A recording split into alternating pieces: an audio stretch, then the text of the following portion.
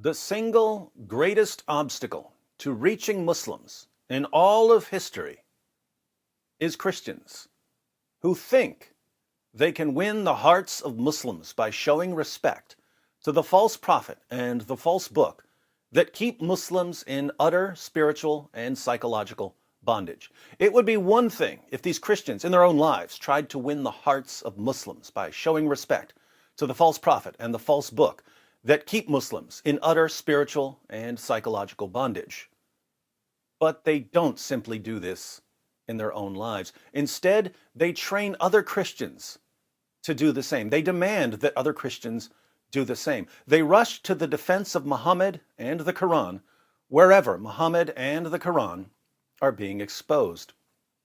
They shout from the rooftops, "Christians, we must never criticize or challenge or insult or mock the Prophet Muhammad and the Holy Quran, because if we do, Muslims will turn away from us in disgust and never listen to us again. Rather, we must respect their prophet and their book, because when they see how respectful we are to their prophet and their book, their hearts will melt.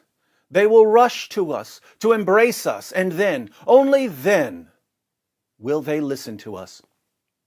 Not surprisingly, since these Christians believe that nonsense, they view those of us who are constantly blasting away at Muhammad and the Quran as a hindrance to the gospel. We're somehow keeping Muslims away from the truth by destroying falsehood.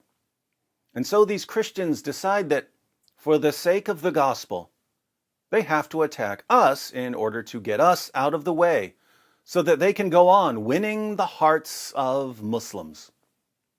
The result is that as we're moving forward, exposing lies about Muhammad and shattering myths about the Quran, we're constantly being attacked from behind. As we're moving forward, as we're seizing the opportunity God has given us to wreak havoc on the foundations of Islam, there are always Christians running up behind us, trying to trip us, flinging dirt and rocks at us, stabbing us in the back. And they're thoroughly convinced that they're serving God and furthering His kingdom by dedicating their lives to undermining the Christians who are undermining Islam. Of course, as we're being constantly tripped up from behind, we're simultaneously hearing from an endless array of keyboard jihadis who long for our deaths. And so we go to sleep each night to the melodious words of those who want us dead, as we see in this comment from last night.